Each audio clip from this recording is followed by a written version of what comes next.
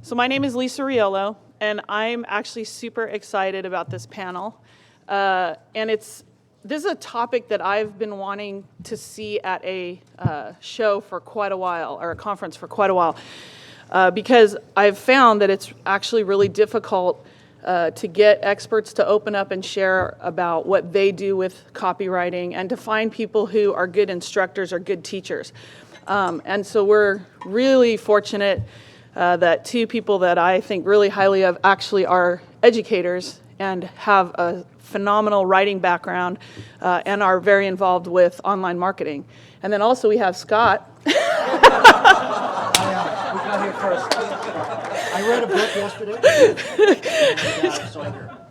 So Scott and I have been on a couple of panels together, and we're probably mutually willing to heckle each other, and you guys are welcome to heckle both of us. But anyway, and so Scott does is more involved with SEO, which I think is an important component of the copywriting topic. And we also have a couple people who have come today that are also willing. They're in the audience. They're not part of the panel, but they're here as experts. We got Tim Ash, and Tim does a lot with landing page optimization. He's got a great book, and a couple other folks in here who are, I think, great copywriters, bloggers, etc. So we can call upon some of you guys along the way if we can't answer some questions. So the format that we wanted to use for this in particular was to field as many questions as possible. We think a Q&A format is going to be the best. We did prepare some tips and hints. And so we're going to go through those relatively quickly. Each person will probably talk on their topic for, 5, 7, 8 minutes. And then we want to just open it up for questions. And hopefully you guys have a lot of them. Give us your biggest challenges, problems that you're running across, questions for these guys about their process, etc. So, Anik, if you could start and give a little background on yourself and introduce yourself, that would be great. Can you guys hear me? No. Can you hear me now? How about now? All right, there we go. All right. So my name is Anik Sangal. I am from Affiliate Classroom.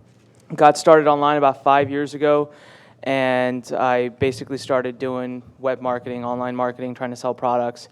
And actually, my real start to introduction of online was I ended up getting a quote-unquote internship while I was in school with a copywriter who is actually Michael Masterson's brother, Justin Ford. So I don't know if you guys know who Michael Masterson is, but he's basically a copywriting god for direct marketing. So I learned a tremendous amount from him. I eventually became a copywriter.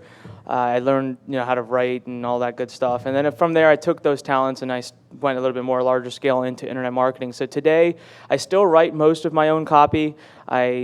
Or if nothing else, we hire someone and I'll, edit their copy. But our main business today, of course, Affiliate Classroom, is we are a training facility for affiliates and for affiliate managers, and we help them basically improve their businesses by keeping up to date with the latest and greatest. Okay. Adam? Quick intro? Yeah. Okay. Not yet. Hello? Yeah. Oh, yes. Okay. Hi, my name's Adam Gilad. I have an interesting sort of way into this. I have been a television writer and producer for 15 years. Emmy nominated as of last year. Thank you. Thank you. That was really cool. I got to sit next to Katherine Hagel. So that was good. And it was very creepy, actually. I was sitting across from the whole Sopranos team the whole time. And it was like very creepy seeing them all. But I've been a writing instructor at Stanford University and a pretty high-level advertising consultant. And I sort of backed into this whole field when I wrote a book for men on how to construct online dating sites that actually attract women and actually appeal to women. And it became a huge seller with my, give a shout out to my partner Mark Widauer, who publishes something called landingpagecashmachine.com, and he sort of set me up and then began my education on online marketing. And now I have a whole suite of products and I'm very active all over the dating relationship site, and I'm opening a new infomercial-driven entrepreneurship site next year. And I bring, what I want to talk about today is bringing story and emotional connection, the same kind of stuff that you do in films, to pages. My name's... Yeah, hit the little button. Oh, to on. Sorry. You know. It is. It's awesome. My name is Scott Polk, and I am CEO of Purplestream Marketing, and I've been doing technical SEO for over 11 years. I guess what I'm going to talk about today is just some of the tips and stuff. I am not a writer by any means, but I do optimize content that writers have and help them actually understand how to write for a different type of market. So that's what we're going to talk about. Okay, good deal. And one of the things, too, that I wanted to point out is that I believe everybody has made money as an affiliate and also sold products. So they've understood both sides of the house, and in some instances do consulting work as well. So whether you're a merchant or an affiliate or an agency, I believe they can put on that hat and relate to whatever questions that you might have. Couple things that I just want to clarify. Copywriting is I read this definition somewhere as salesmanship in writing, and it is typically related to advertising and being persuasive in writing. It isn't the same thing as product marketing and writing for your products. It's not exactly the same thing, obviously, as writing content, but some of the techniques and the tips that you hear from bloggers or some of the things that you hear from journalists are actually really great hints and tips for your copywriting. So keep that in mind, and we'll kind of go back and forth between that. But by and large, some of our focus is going to try to be on copywriting. So Anik, if you could start off, we're going to give you guys these guys probably a few tips and hints or some commentary, get your juices flowing, and then we'll switch over to the Q&A session. So you want to give us just a couple of hints that you've... Sure. So I'm talking more from an aspect of a direct marketer. So some of the things I say, you have to kind of take them in strides based on how they impact the product that you're trying to sell or what message you're trying to sell. And I'm looking at my phone. I'm not checking email. These are notes, just so you know. Obviously, I don't think I need to really talk too much about this, but headlines are, your whole sales copy can suck, but if your headline kicks butt, you still will do far, far better than if your whole copy is awesome, but your headline sucks. So headline is big, big, big, huge.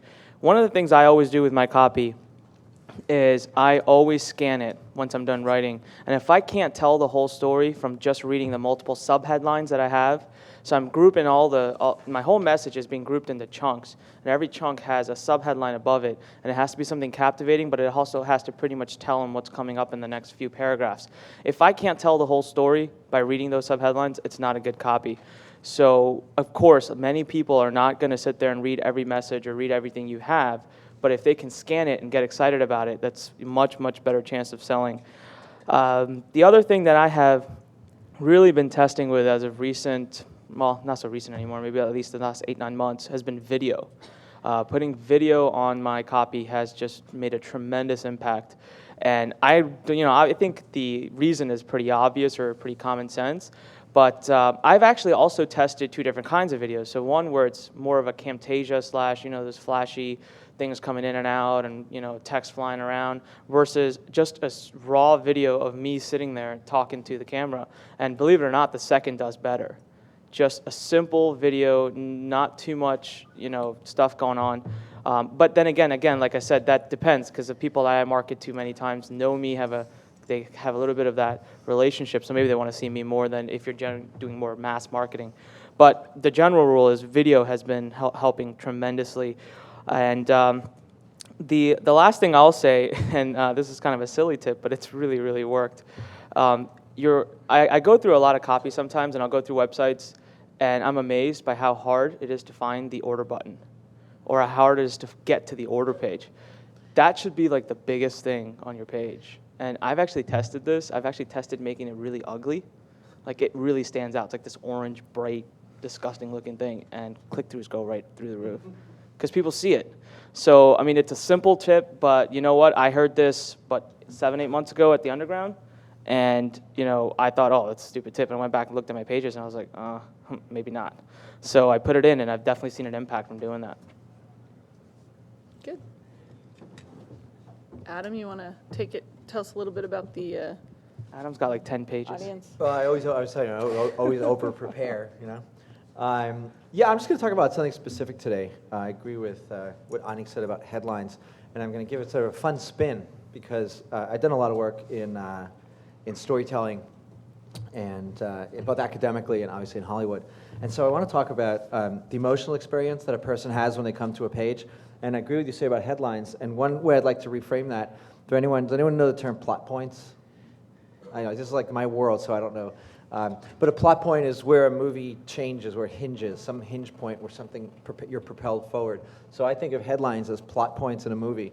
And so you should definitely be able to scan and see where the story's going. So it's part fun, and I have lots of examples, which I won't be able to read to you today, but it's in a forthcoming work. You could think about connecting emotionally with people on a sales page or online in 3 steps. Anyone who's familiar with storytelling? Joseph Campbell, people? Anyone? Right? You read everything. All right. He wrote a real book, physical book. Joseph Campbell was a great mythologist and ethnographer, and he just did tremendous work on how people tell stories and how they understand, how we take in knowledge, and we tend to take in knowledge through story, which is, as children, we all do that, and as adults, we do it too. We're just not as conscious of how we construct it. So I'm going to suggest that you look at your sales pages, particularly as stories, and there are 3 steps to a story. Any film writer knows this. You have 3 acts. Your first act is what's called the familiar world, and your second act is called the road of trials, where you leave your familiar world, and your third act is resolution, right? So you can look at your headlines as bringing you through this. So what does a familiar world mean? I structure it as pain into calling. So the first thing you want to do on the first 2 things you want to do on your sales page for copywriting is to create pain and sympathy, right? Like you would for a character. One of the best opening scenes, I love opening scenes of movies. I should do a whole book on opening scenes of movies. But one of the best is Silence of the Lambs. Who remembers the opening scene? What was it? Okay. Does anyone remember that opening scene? It was, yeah? Yes, there's a woman running through the forest, and you have no idea why she's running. And my heart was pounding. I didn't know what was happening. But you felt so much empathy for her and fear for her because she's running through a forest. You don't know what someone's chasing her. So I just love that as an example. That's a great comedy, by the way, Silence of the Lambs. I really love that movie. You create empathy by creating trust with the character, being personable. But the other thing you do is you create pain for them. Our good friend, Evan Pagan, has a great phrase. I don't know if it's his originally, but he talks about, he says, if you can articulate your target market's pain better than they can themselves, they'll already want to buy from you because they'll already trust you, because they think you understand them better than they do. So obviously research comes into this. So in your first act, what you really want to do is you want to articulate their pain and then articulate it even more painfully and then even more painfully and even more painfully and make it hurt. I call them a pain merchant, and I do this now, and I have some examples if you want later. And then what you want to do is at the end of this first act, you create a calling. So in the film trade or in traditional storytelling, almost any story anywhere in the world, there's a calling where a character is called out of their familiar world, out of their comfort zone, well, out of their familiarity zone. Right? It may not be so comfortable. Luke Skywalker, classic example, his aunt and uncle are killed, and he's called to go do something. So you want to call your target to take a step, right? But you're not telling them quite what you create the promise, but you don't actually give it to them. And then the second act, or the middle of your text, is going to be what's called the road of trials. And what happens on the road of trials is that you meet enemies and allies, and you gain new powers. So traditionally, like in Lord of the Rings, he meets, what's his name? Strider, right? And you get new weapons, and you get new knowledge, and this allows you to actually get out of the pain that you had in the first act and actually transform. So what you want to do, your allies are social proof. So here's where you want to start building in your social proof and promising alleviation of pain. And the enemies, in this traditional storytelling sense, are objections, the kind of objections that people will raise based on the promises you made at the calling phase at the end of the first act. And you begin to create this aura of inevitability. Meanwhile, you're bonding with them. And that's like the whole other subject, but I'm just giving you the rough structure here. And at the end of Act 2, at the end of the second sort of thing, second part of the structure is basically death of your protagonist. So what you want to do is say, if you don't do this, you'll die. Like you will have absolute failure in your life. I just have a little quote from one of my sites where I say, and this goes for all aspects of women in dating. I'm talking to men. I say, approaching a woman, getting her number, asking her out, getting physical, everything depends on this. If you don't know what to do in each situation, you'll probably screw it up and lose everything. So then there should be a gut. So, I'm going to be a failure for the rest of my life. And you want to create that. And at the end of Act 2, in every movie, the protagonist dies on some level. And you hope they don't abandon the page at that moment in time. Well, because we've offered so much promise by then, Right. but you haven't told them what it is. But you get back to that emotional death, and we can talk about what that means, death. And then the third is resolution. And then what happens is, if you've created the structure right, your third act, it's inevitable that they're going to want to buy this product because, number one, it'll save them from death, and it'll save them from pain. And the interesting thing about the third act, or the emotional grabbing of buy this product, isn't just obviously buy this product, but you're handing them, in a traditional storytelling sense, you're handing them the sword. This is the sword that will slay the dragon, all right? There's a reason why swords and dragons are almost universal storytelling memes, because the sword is your true power and the dragon is your deepest fear. Whatever the pain is that you've created, that dragon, that their life could be like if they don't buy your shit back in Act 1, right? So in the third act, you're actually handing them the sword, and then you're giving them the vision of what will happen when they slay the dragon. And that's where you end. You end with, again, I'm sure you all know this, you don't talk about your features, you talk about the benefits. And I raise it a little more to vision. You give them a vision of what their life will be like. And you end on that soaring sort of music, right? And in traditional terms, storytelling terms, that's called regreening the land, or reviving, or giving life back to the village, or life back to the land, resurrection, right? So behind sales and behind marketing, there's a real natural, and the thing is, this is a universally innate story.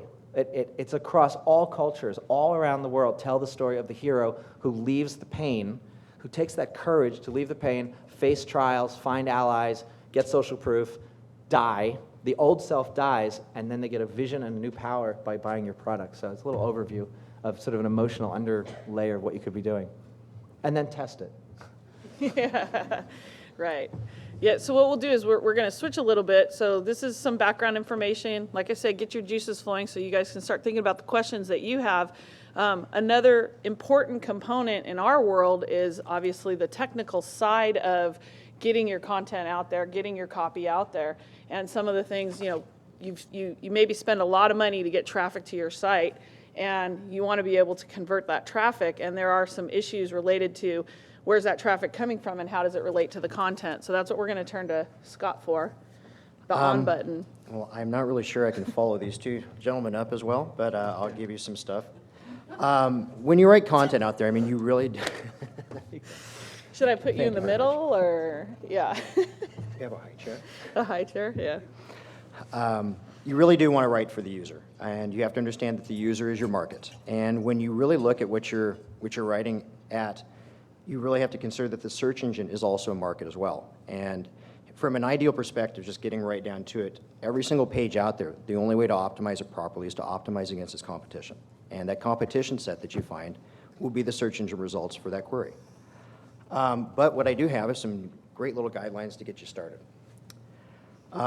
We can basically go over some of those. Basically, I would say anywhere from 350 to 450 words on a page is a good ideal place to start. Like you to see you use your main keyword phrases throughout it.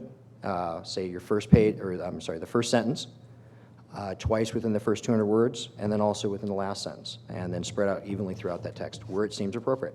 You also have to remember this text needs to read properly. It shouldn't. You don't want to write this just for the search engines. One, your users are probably going to find it and not like it, and two, I honestly believe that eventually the engines will not like it as well.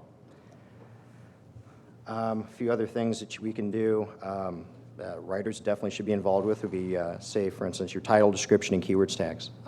These are on-page factors that help the search engines determine what your page is about, and you as a writer should actually be helping to construct these with the keywords that you're writing about. The description in itself is actually the marketing kind of copy that is going to attract somebody to click through from the search engine result to your page. So you want to make sure that that actually has a good call to action in it and will entice them to click. Let's see.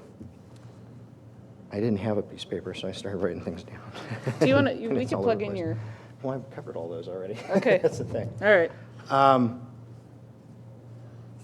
See, a good prime example of how much content will actually help you within the search engines. I was with Edmunds.com for 4 years, And when I first started Edmunds.com, had a lot of technical issues, which we cleaned up immediately, of course.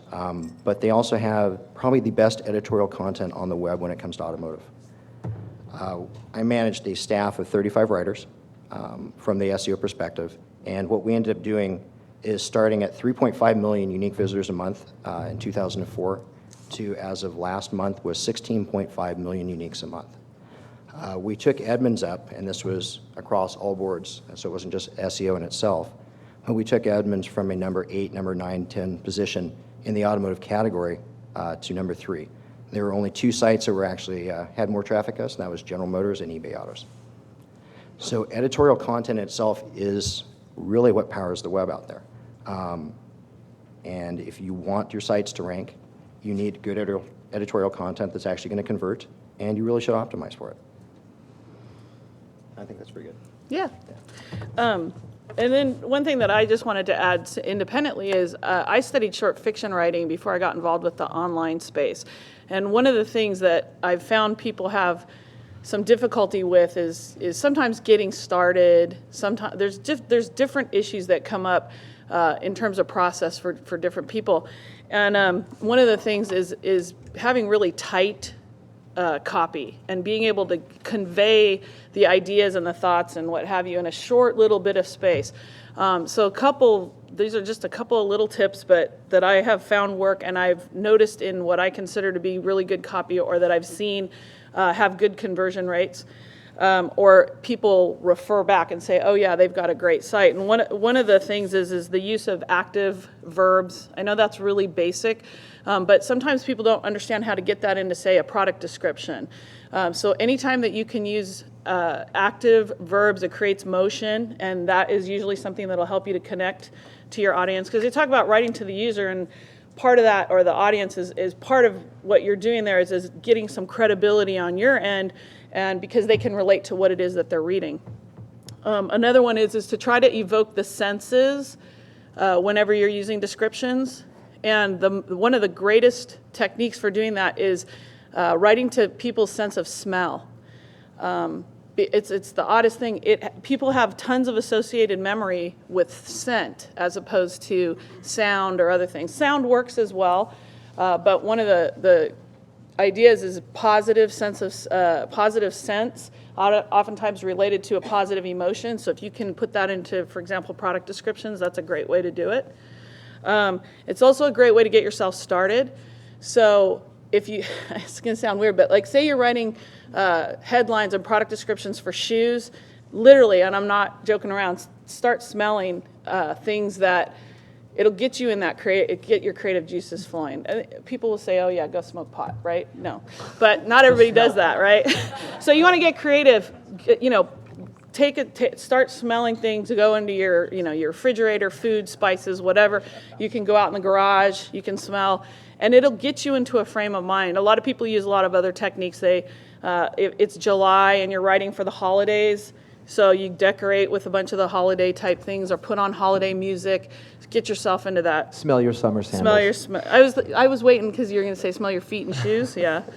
But is that what you were suggesting? I'm curious. I wasn't. For me to smell my shoes? No, I was saying, I was going to go really down do that that? path, and I just thought, no, it's just going to go Okay. wrong. So. I just wanted to clarify. And then another thing, too, is to listen and read. Go check out other people's things, and a lot of times it'll inspire you. But really look, even things like infomercials and reading how do they create the call to action. And some of it's cheesy, but wait, there's more, right? But watch what they do. It's a science. And so then you can see how you pull that in, but put the tone in for your own work. So those are some more examples, and there's a lot of process that goes into getting yourself in the right place, setting yourself up without interruptions. And probably my biggest piece of advice for anybody is the process of writing and the process of editing are two completely different things. No matter what you do, do not edit while you write, okay? If you're guilty of that, get out pen and paper and write. And then pull it over and put it into the edit mode where it's on the computer and you can backspace and edit yourself.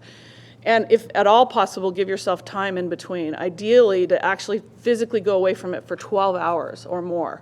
And it's funny, but if you can teach yourself to stop editing while you're writing, you'll be much more creative, you'll get a lot better work out of it, and also you'll be much more effective when you are editing because you'll be objective, and you won't love that sentence that you wrote and you can't bear to delete it, and it's the greatest part of the whole thing, and then you come back to it and you're like, yeah, I was just full of myself, and whoosh, it's gone. So those are just some examples and some ideas, and so let's open it up for questions if you guys have any. Can I just follow up on a couple Sure. things you said? I've been a writer for so long, and I agree with everything you said about from fiction writing. That But no, No. and I'm just kidding. no, what you said about that great sentence, we call it in Hollywood, it's called killing your babies, which is like your favorite scene Yeah. that no longer makes sense, and it was your baby because it was like the most perfectly crafted thing, Right. but it doesn't fit anymore because it stops your momentum.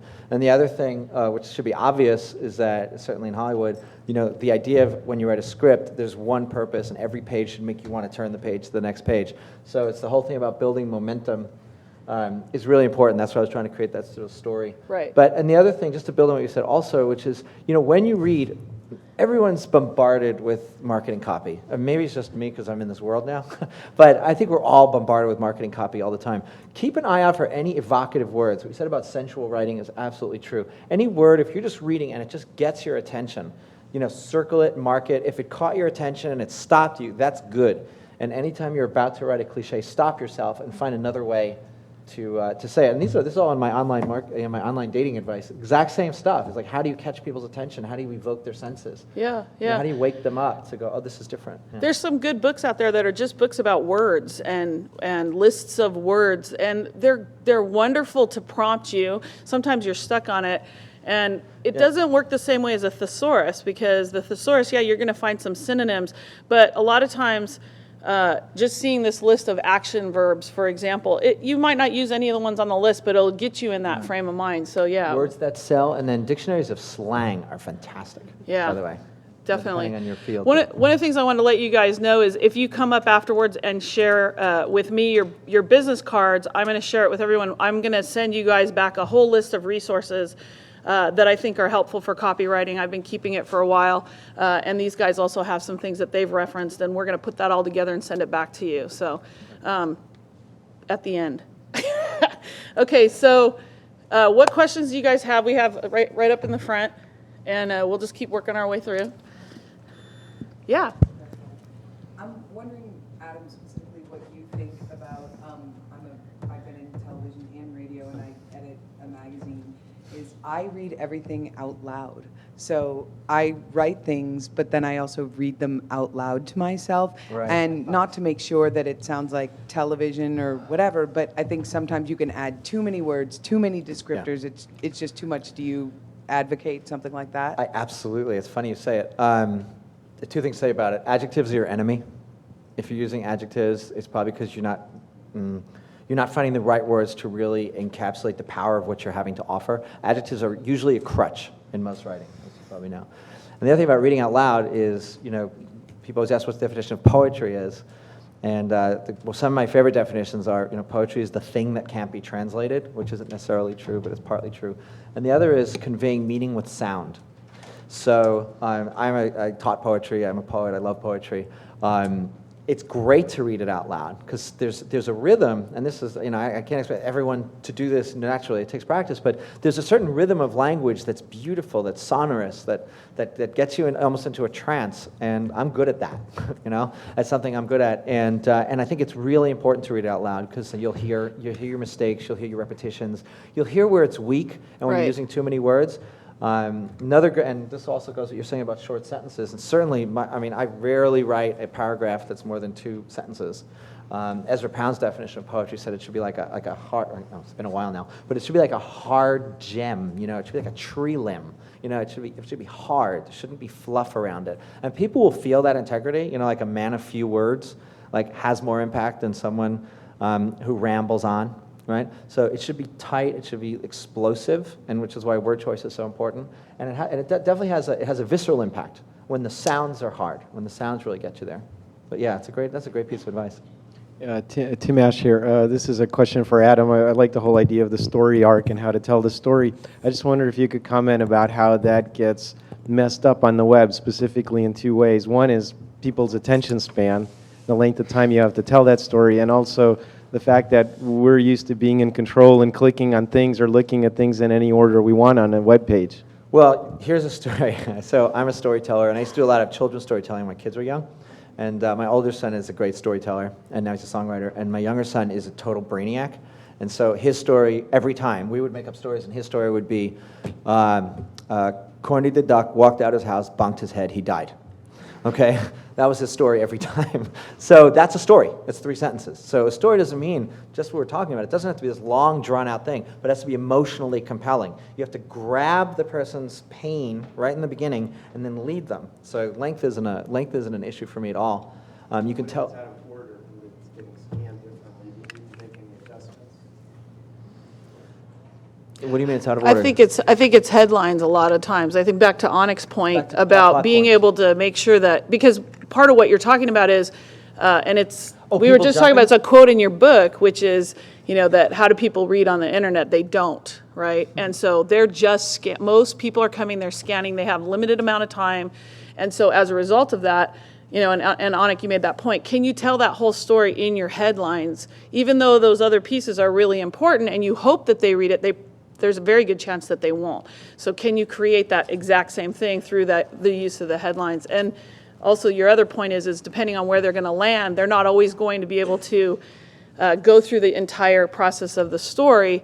So then the idea becomes is can you create also all of it, each component in each individual headline? Some catalogs are very good at doing that. They're really good at it. Which Yes. catalog? Like Red Envelope that used to exist, Pottery Barn Kids. Yep. People are lured to Territory stories. Ahead does that pretty well. Yeah. People are drawn in by story. It's why every tribe, tells stories and transmits knowledge. So we have a natural thing in our brain that just likes getting into a story. If you can pull them through, that's the craft. Right. But yeah, I wanted to just address that last question, then ask another one. Sure. I think one of the important things that I found, because I started as a journalist years ago and actually made the transition to web as an arts journalist back when Amazon.com decided they were going to start a music store and a few other online music stores. So initially, it was doing the same thing I was doing offline, online. And I think one of the key things that I've learned over, 12 years of writing online is that never assume that the person who is reading your copy, if they're reading it, whatever they're reading of it, has read the previous page or the next page. You always have to just really think that each piece is independent, and you have to have a navigation and an information architecture that allows people to put together the pieces they need. They need to be able to find the next piece. And the way it's organized in the website is as important as the copy, but never assume where they're coming from when they get to that page. Right. And That's that's a how the really search good engine's point. going to look at each page as well. Well, exactly. Individually. It's on its Right. own merit. That's the next page. Something I don't really wrestle with it, but I sort of look for moderation in it. I find that one of the things unique about the web is that not only do you have marketing copy and content, but you also have functional copy, navigational copy, instructional copy that helps you get around to where you're going. And one of the things I find a little bit numbing with some websites is they feel like you're actually hearing from a computer. And then I see other places that bring a little bit of a human voice, almost in a way that you kind of get a little bit of a wink from the person who's writing it that can make you smile a little bit and say, there's a human over there. Yeah. And I go back and forth. I like to incorporate that to a certain extent. I'm kind of wondering what the three of you think about incorporating that little piece that says, hey, there's a human writing this. It's not just, didn't come from an ad agency or a company. It came actually from a real person who was sitting at the computer typing at some point. Great question. Great question. At Edmunds, at least, we found that articles, and we're talking about long articles, up to 3,000 words, people were actually spending minutes and minutes and minutes on these pages reading them. And that's because our editors themselves were journalists that we had just converted over to start writing for the web. And they put a lot of emotion, a lot of personality into reviewing a car, which they're apparently very, very excited about. And it actually worked extremely well for us. So I would say definitely, if that answered that. I would say absolutely. When I write, a lot of times I write the way I speak. So a lot of the terminologies I use are very improper for like proper English.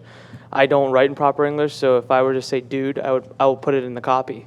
And I'll do little quirky things for humor. So as soon as I click the order button, there'll be like a little monkey that runs across the screen for absolutely no purpose or reason, but it's just fun. And it's just like, he runs across saying, oh, wait, the page is loading. Let me go get the page. And he runs across the screen. And I haven't really tracked it, to be honest with you. It makes me laugh, so I figured, that's good enough. But I've never had anything other than people laugh or make good comments about it. Also, it's during the buying process. If you can kind of take a little bit of the tension off, it helps, because people are about to pull their credit card out and they're thinking and they're afraid of their spouse. And so, a little monkey runs across the screen and makes them laugh and they forget about it and they buy. So I try to put personality into everything we do, and I think it's very important, actually. Yeah, likewise. In my area, which is more personally oriented, absolutely. The fundamental thing is that most people are bored, and everybody likes to have fun, and the monkey idea is a great idea. I always write in a conversational voice. I always address exactly the person reading. I'm always opening up their imagination. I'm just looking at some of my texts, can you imagine? Always talking to them. And we'll reveal, personal things. We'll talk about, let them know there's an actual real person there. And I'll drop in things like, I was just looking at this, big duh.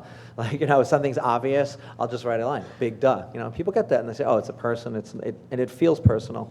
And there's so much impersonality, and as I said, there's so much marketing, and everyone, who else wants to make 10, what is it, somebody said recently, I'm working 18 hours a day so I can make money when I sleep, So who else wants to work 18 hours a day when they're making money when they sleep, So you're hearing the same language over and over and over again. So the more personal are, absolutely.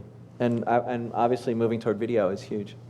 A piece of advice I heard about with respect to navigation and things like that is one of the biggest ways to differentiate between what you're seeing is in the style is if they're writing to a whole bunch of if we're talking to everybody in the room, or am I talking just to you?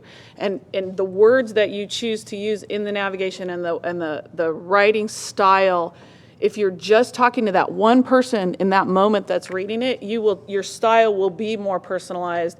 And when you're talking to that whole general audience, it's going to sound like computer speak. And it's much more impersonal, and therefore it doesn't have that moment. But the other thing too is consistency of voice. So some brands that doesn't work because overall it's not consistent with the voice that they have with their audience. But if you can begin to at least personalize it, sometimes that'll help. So that was a good piece of advice that I got on that exact topic. Sure. I just wanted to make an observation too, that personal and humorous copy seems to be viral. And so one of my favorites is woot.com, W-O-O-T. Check out the FAQs and their return policy. It'll kill you. Yeah. Good tip. There was someone right here in the middle, in the front. So I'm currently working with a financial institution, which is so much fun. Sarcasm. Yeah, we're yawning over here. Sorry. Yeah. But one of the problems that we run into is that financial institutions are challenged by banking policies. And a lot of that copy, banking institutions are not necessarily hip to the personalization or the idea that people, even though they're going through a credit card payment process, let's say, can have personality. And I just wonder, what can brands, PayPal, for instance, or which has a really well built out site but zero personality, or and like my client is Revolution Money, which is an incredibly horrible personality. But we're constantly right. So we're constantly being told we can't have personality in our user experience because we really have to make sure that the bank will still respect us. Problem. You have a great name. The first thing I would do is Revolution Money. What's revolutionary about it? And I would build on that and have a little fun with it. But yeah, you're in an industry you're going to be fighting them all the time. Right. Are you the agency, or do you actually? Is it the company? Are you working for the company itself? They're one of my clients, so okay. So I'm working for them, and hopefully they're working for me. Do they have an agency, a creative agency? They do have a creative agency in India, and again, I'm going to go ahead and say this, is that it doesn't necessarily translate the way that we'd like it to translate. Right. Yeah, that's a good. No. So for big companies, it's always the little things. You hit that. I used to consult some large companies, and you hit that. It's a big problem because they don't want to do anything fun half the time. And so a lot of that is just kind of the red tape that the management has put on you. There's very little you can do. But I've seen bigger companies like do little quirky stuff that'll make me laugh. For example, the first time I ever saw this at dig.com, when you try to go dig something, at the very bottom they have their little, the type in these letters, and it just says above it, it says, "Are you human?" Yeah. Something small like that, and it made me kind of chuckle. I was like, okay, that's pretty creative.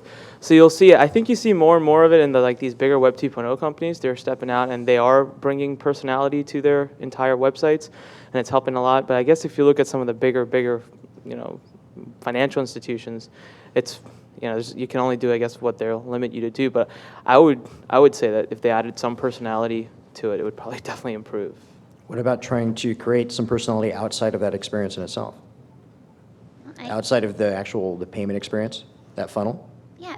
So how would you do that without losing credibility? Games?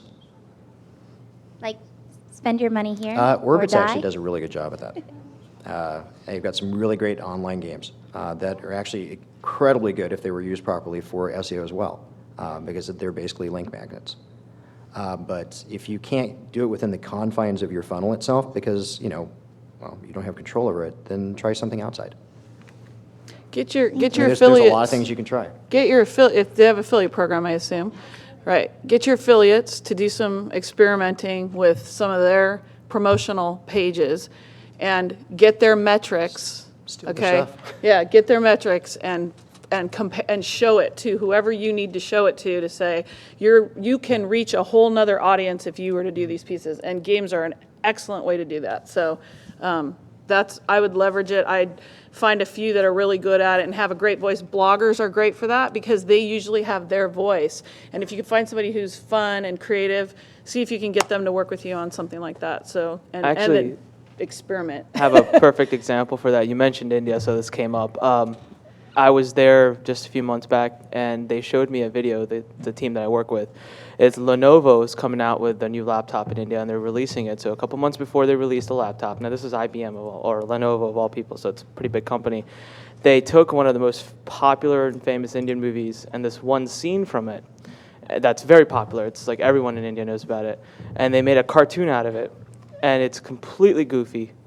I mean, it's hilarious, but it's something that the whole country loves. And they made it goofy, and then they just made a big cartoon out of it, put it up on a website, and like last time I heard from them, it had like over 9 million views. And the thing hasn't launched yet. And it has nothing to do with laptop computers. It just has a big logo of Lenovo below it. But it's getting mass traction. So that's a perfect example of outside the funnel, right? And then the other thing is to take something that might be close to the company or might be close to the target customer that they think everyone would know about and kind of poke some fun at it and make a fun video. I mean, this was blatant fun, so anyone who watches it can't be offended because they know it's just fun. They're just having a good time with it. So I've seen it done a few times at bigger companies, and it works when they do it. Okay, before we get another person in the front of the room, 1 second. Is there anybody in the back that wants to ask a question? Okay, right here. Well, I just have a question, kind of tying it back to SEO, since that's going to be important when writing ad copy. Are there any tools or websites you can go to plunk in either current articles you've written or articles that are, posts and entries that you plan to write, just to look at keyword proximity to make sure that you're not overdoing it? One that I use is actually called Seo Tool Set.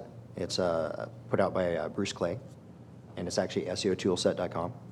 Okay, I'm sorry, I can't hear you. SEOtoolset.com. Okay. Yeah, he's got a nice keyword density analyzer in there, and then he also has a multi-page keyword density analyzer that analyzes the competition for that query as well.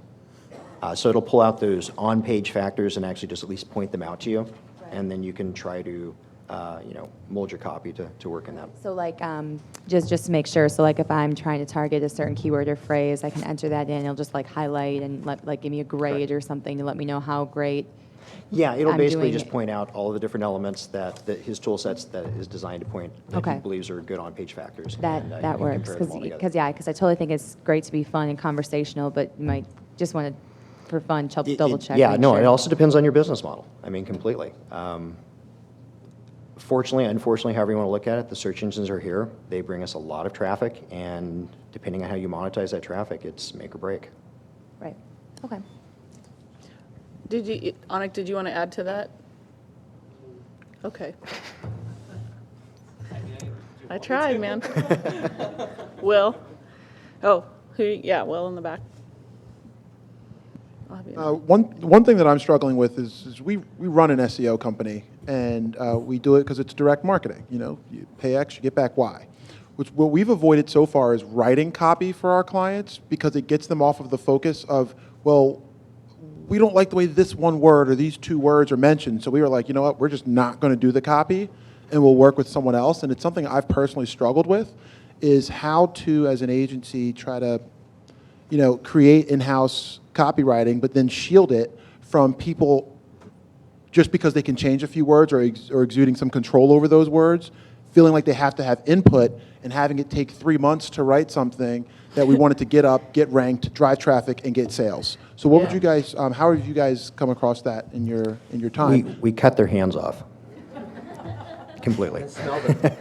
That's actually, I mean, that's a very good question because it is actually very difficult. With Edmunds, it was still an ongoing process, to be honest. Writers love to write, and just like writers love to put, especially if you're looking at newspapers, like to put catchy titles up there for the reader.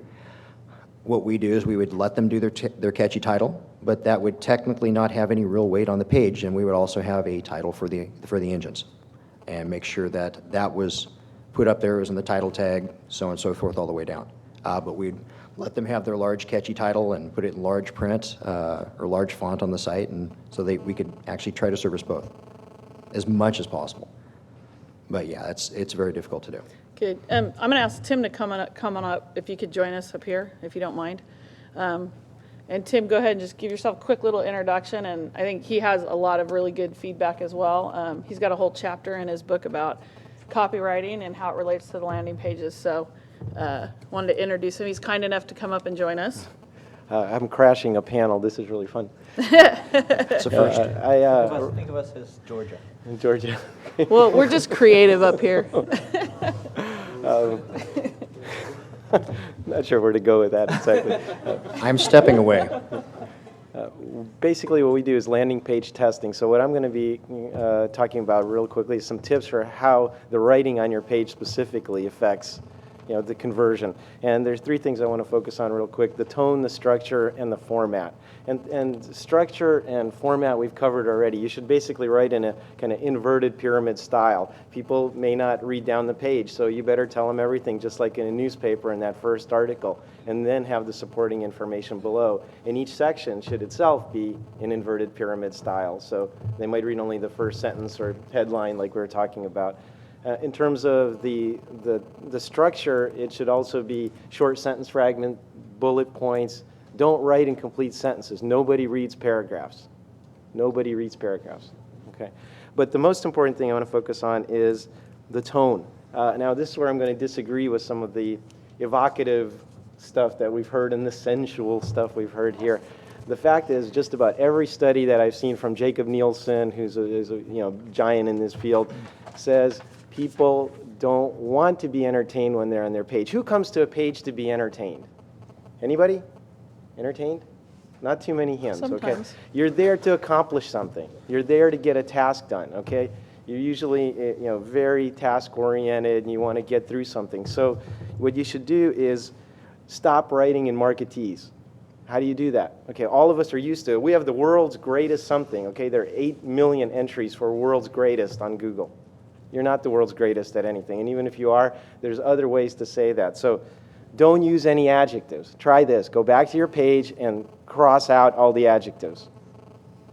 Okay? Provide only objective information. Can you back it up? Are there numbers behind it, supporting information, awards you've won, whatever?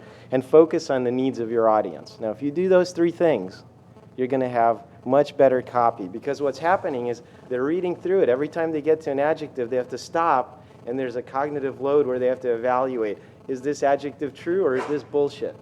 Okay, and we all have very high bullshit filters, right?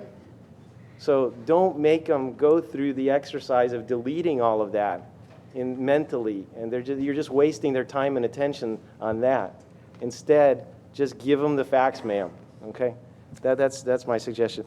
And then the other thing is about the length of your copy, and this is something we touched on as well, but Mark Twain, I'm going to probably butcher his quote, but he was once asked to present at an event, and he said, well, how long does a presentation have to be? If it's an hour, I'm ready to do it right now. If it's half hour, I'll need a week. And if you want a 10-minute presentation, I'm going to need 3 months.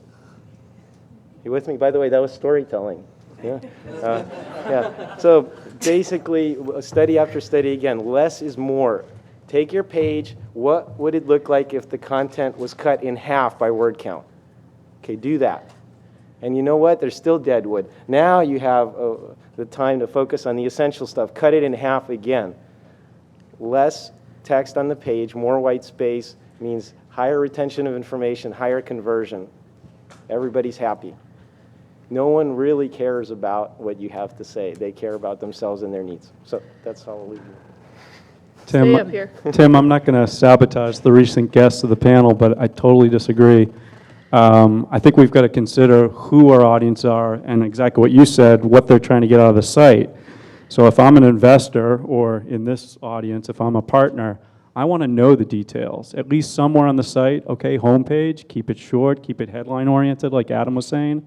But I want some depth. I want to know that you know what the hell you're talking about, and I don't want to have to hunt around a lot for it. So maybe you can talk to that. Because I sort of take what you're saying, and maybe I'm paraphrasing, it's a little bit of dumbing down.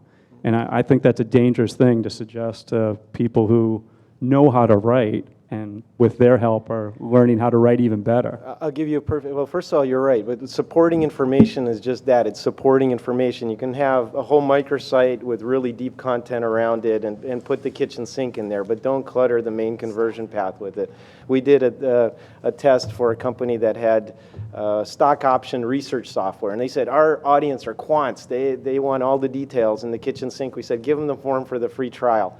75% post-trial buy improvement. Okay. At Edmunds, we actually found people did read, and read very, very long articles. And that's a content site, by the way, so let's make that distinction. Yeah, but conversion we're also versus leads as content. well. We have Edmunds had completely different funnels. We had an enthusiast site, or enthusiast section of the site, research section, and then of course, like a purchasing funnel. I mean, we tried to cater to everybody that was in the auto space, and I think they actually did a pretty good job with it. Right.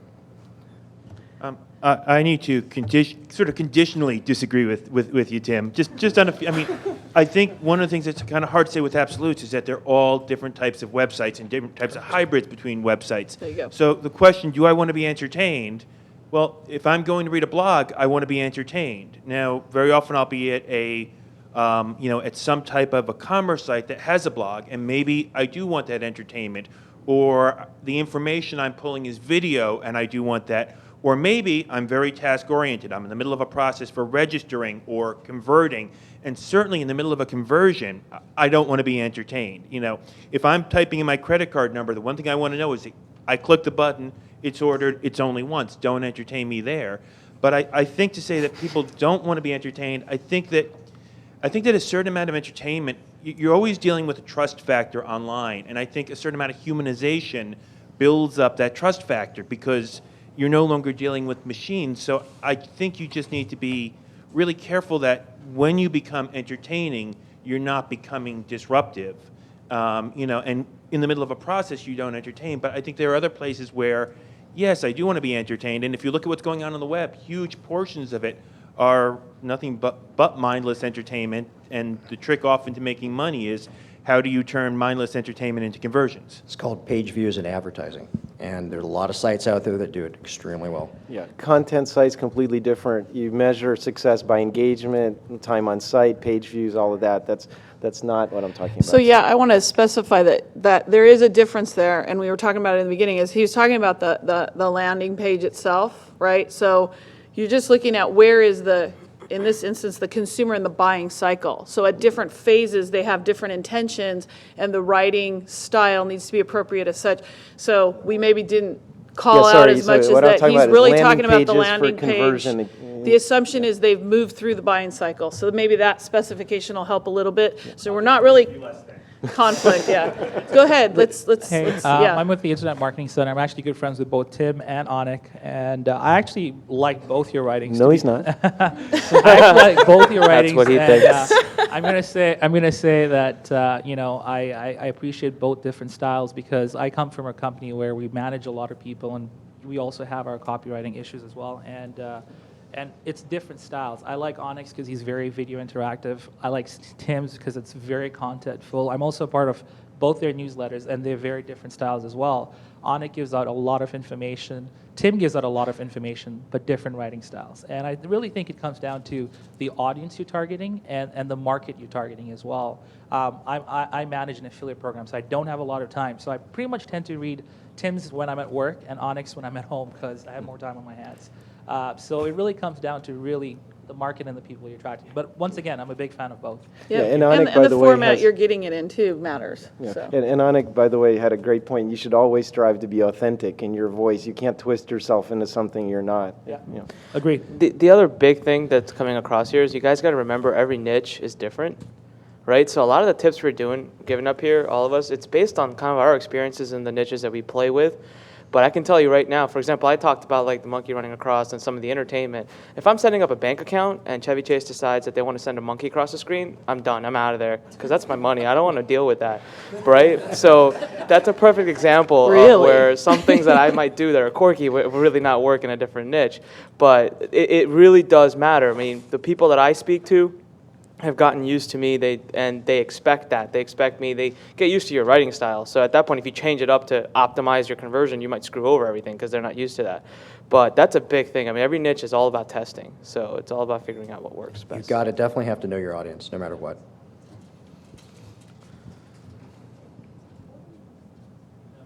Good to go. Okay, so one more question that I have is when I work with clients, I'm working with them on many different levels, and we talk about multivariate testing. And a lot of clients are like, well, we can only test like one sentence at a time, because we want to know exactly what was effective, because we like our copy the way it is. And like, well, your copy's fine too, but we won't be able to agree that it's better until we know exactly what element of it was better. So how do you recommend or speak to or think about multivariate testing when you're working with people and stuff that's going on websites? Okay, of copy specifically, is that kind of the thrust? Okay. Copy specifically, because like it's not always about, the user experience outside of the graphics and the layout, has a lot to do with how people read and what they read and take that in. And even if you're just trying to get them through a sales process, I've definitely met with a lot of resistance on trying something really dramatic with copy. And if you want to try it, you can only do one element at a time, which of course you can't do because you can't speak in one voice and then in another voice. You could, but I wouldn't recommend it. Great question. Tim, you want to? Multivariate testing, for those of you not familiar, basically you're testing several elements on your page. So you might have several alternative headlines, several body copy changes, and several different wordings for your call to action. We've found there's really no trick to it. You can put a lot of different ideas in. Some of them can be outside the box, and whatever ends up winning is the best by definition. So don't fall into this, highest paid person in the room opinion. What Avinash Kaushik calls hippo. That's not the person who should be making the decision. The way that you co-opt them into testing is by saying, hey, yeah, let's see, you stink is a great headline, boss. Okay, let's throw that into the test along with these others. Oh, guess what? You stink didn't win. So you can basically give them some real estate in your test and let their ideas be part of it, and that's really the best way to kind of get around objections that we found. If you're not I doing don't know if that's multivariate helpful. testing, you're not in the game. Yeah. You need to be doing it 100%. Say that again, because I think that is the most important thing that all of us are doing. I don't remember what I said. No, multivariate testing is essential. Absolutely 100% essential. And to be honest, if you're not doing it, your competition is. And I just want to put in a word here for, how many in the room are really smart marketing people? Raise your hand. Experts. Come on. Okay. You all are, yes. None of us are. Okay, none of you can walk in the All of shoes. you are. No, and I don't mean. I mean myself. I just and want you to everybody feel included. good out there. Yeah. This is the pain part. This is Act 1, right? Now it's your attention, right? Yeah. The thing that you have to realize is that you have an anonymous mass of thousands or millions of people coming to your site. Can you perfectly empathize with that group? No, you don't know who they are. They just stop by. They're gone. So don't kid yourself. So the reason for testing is to find what, on average, works for your audience. Okay? It may not be what you prefer. So throw radical ideas into the test and just see what they prefer. Let them vote with their wallet or their feet, and that's it. You Okay, may also need to over- create different funnels Right, for your different audiences. go ahead. And my question is that as I've listened to presentations over the past couple of days, I seem to get the message that original content is of tremendous value. And so to play on the SEO tools question, as well as a presentation I heard from Will Reynolds the other day, are there tools out there that can help you test your content against the rest of the web? Will had a suggestion of publishing some small portion on Google Knoll, and it gives you a originality type factor, but are you aware of any tools that would tell you how much of your content, your copy, is original? Well, original or unique. I mean, if you wrote it, it's going to definitely be original. If you're looking at how the engine's going to take a look at it, then, I mean, just take a sentence of it, put it in quotes, type it in, put it in Google. You can also use companies out there like Copyscape, which are going to do evaluations on different parts of copy. I really haven't run into issues like that, to be completely honest. If I'm writing something unique, and again, wait, I don't write, I'm sorry. If someone's writing something unique, then it's going to end up becoming unique more likely than not. If you're taking a product description from like a manufacturer or something of that nature and you're trying to rewrite it, then yeah, you're going to want to look at basically who has that same type of product out there and what they've done with it. And if, I mean, Knoll's going to work for that, then it's going to work. I haven't actually tried it for that type of thing, but I've definitely used Copyscape and also just popped it right into Google. Google will give you, the greatest thing about Google, besides the fact that they give us so much traffic, is the fact that they will give you so much information about your site if you just know how to find it. They will honestly tell you what can happen. We'll come over to you. Go ahead, and then. We've inherited a great deal of copy on a large site, and we're just getting now the chance to focus on refining that copy. And we're trying to grasp I'm trying to grasp the lack of adjectives. Don't use them. And can you give me an example of selling something with an adjective and the way it would work better without it? 14-day free trial, no adjectives. Okay. Versus Super duper. You know, we have yeah, super The duper. world's We best have 14-day trial. the best. Feature rich. I mean, anything that's subjective Yeah. basically is feature rich compared to what? Sold. It's a tough exercise. It takes a lot of discipline, but basically you're saving your readers the cognitive load of filtering all that stuff out. Thanks. So, Will, you were going to make a comment on the previous one, and then there's a question over here to the right, my right, your left. So we'll let Will do that. There's a tool for Dig that will tell you if your words you're using in your title traditionally are very likely to go hot or to end up popular on Dig or not. So if you're writing titles at least, there is one tool out there, and I'm trying to find it right now. If I find it, I'll just put it on my Delicious. But it's basically a tool that when you put in like 2 different titles, it'll tell you and break down each word and say, oh, well, if you use top 50 instead of top 101, which one of those has traditionally gotten more popular in Dig. So there's a tool out there. I'm looking for it now. If I find it, I'll see if I can share it with people. Okay, thanks. You know, And then- another tip real quick for testing headlines, and I've done this before, I haven't done this recently, but I run pay-per-click ads if it's a short enough headline, and that's all I'm looking for. I'm just looking to see who clicks which one more. And so it's helped me. I used to use that a lot in the past before I would write out. The only problem is you have limited space, so you have to have a short headline, but that helps you with that, with the exercise of getting rid of the words you don't need. But many a times I found headlines that I thought were going to be best that were the worst by just doing that. Hello. This is one of the better breakout sessions in the past 2 years, so thanks for that. 2 years or 2 days? 2 years. Good job, you guys. Anyways, so what I do Yahoo Search Submit Pro. Basically what it is I'm able to custom write titles and descriptions for products.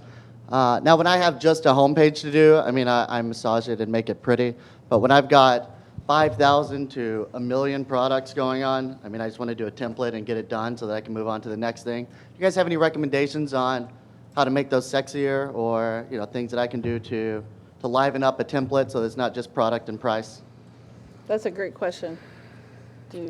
Scott, you're probably in the best If position. you can find a common way to actually set something like that on a template, yeah. I mean, at most of the large sites I work with, we templates most of the elements, the on-page factors, your title, description, keywords, heading tags, but we also have the override ability to go in and actually customize them. Because again, I mean, if you want guidelines and everything, or recommendations are always good place to start, but if you really want to rank or you want to optimize, then you have to go against your competition. For Search Submit Pro, which Yahoo keeps selling their soul, and I love it. Yeah, I just try to find some commonality in there somehow, and then test. I mean, you do have that ability as well. Not directly related to the copywriting aspect, but when you have templated product pages in the catalog, say, what we do a lot is on the product detail page, we shift the emphasis of things or the layout of the page, and that can be pretty powerful too, just what's your eye drawn to, how much of the description you show before you do the ... part, that kind of stuff. So you can play with the template itself. I mean, it still works with the Yahoo Spider side. Yeah, but, yeah. Back-end stuff is pretty. Good tip. Lisa? I'm just wondering if you guys can discuss, there's always sort of a debate whether people should use writers that are professional writers that may not be subject experts as opposed to people who are experts in the subject. And, you know, sometimes folks who are experts are not good writers. They may know their topic area, but they're not good writers. Is there a combination, or is one better than the other? Anik? So I've actually... You have to answer that question. All right. I've actually found that sometimes I turn into a problem when I'm writing my own copy, because the thing is, I know some of the stuff I'm talking about, so I start writing with that assumption. And so all of a sudden you put that in front of someone who doesn't know it, and they're like, wait, but hold on. That sounds great, but what the heck is that? And so it depends on who I'm going after. So if I know I'm going to be selling it to a market that'll have at least some level of knowledge that I do, then I think it's better, because you want to use a jargon, you want to use some of the stuff that the industry will kind of understand. But if you're going after mass market, and if you're going after getting a newbie in or getting someone who's not into this, I actually think it's better that you use someone who doesn't know the product or doesn't know the industry that well, who can get introduced to it and write about it from a beginner's experience. The other thing I've heard people say is that if you decide to go with a professional writer, then the editor has to be the subject matter expert. If the subject matter expert is the writer, then a professional writer needs to be the editor, one or the other. So that's the other piece, is that you kind of need both, but if you have that strength, then you want to offset it. That's the other thing I've heard people say works well for them. I can say this, not for copywriting on like conversion pages, but for articles that I write to submit around the internet to drive traffic back to my site. At this point, when I hire writers, I have a strict no professional writer/journalist, rule, because my articles that are written from people that have a little bit of a marketing mindset and are not so professionally done, are not so proper, drive much more traffic to my site than the ones that are very, very proper and very well written. And I think that comes back again to the concept of a human touch to it, not dealing with a machine. That is something, I just got done writing a report about how to write articles for article marketing. That's a big key thing. And I always say that if you're a professional author, you are already at a disadvantage for being an article marketer, because you have got to tone down the way you talk in your articles. Yeah, I would agree with that. The tone is more conversational. If you write a formal letter to someone, it's going to be different than an email, and it's even more casual, maybe in a blog post or something like that. So it depends on the context, but I'd say on the whole, we're pretty casual around the internet. It's a marketplace of ideas, so I'd say less professionalism. I know that and the sounds consistent horrible. thing I hear from all of you guys is that it's let the metrics speak for what you ultimately implement or integrate. So obviously, if something's not working for you and you go in and you test and try some other things, that you want to look at those metrics, and that's the objective piece that helps you to decide what's really happening. So speaking of metrics and tools, just a quick shout out. There's a whole new class of stuff. I'll be writing an article about this on Search Engine Watch in the next couple of weeks, called in-page web analytics. Instead of measuring stuff across web pages, you can still record what's going on your page. So you can see where people move their mouse, how far they scroll, what they hover over, what they click on. All of that information can be aggregated just by using simple tools. ClickTale is one, ClickTale. Pagealizer is another one, Crazy Egg. So check those out, and if not, look for it in my column on Search Engine Watch in a couple of weeks. Yep.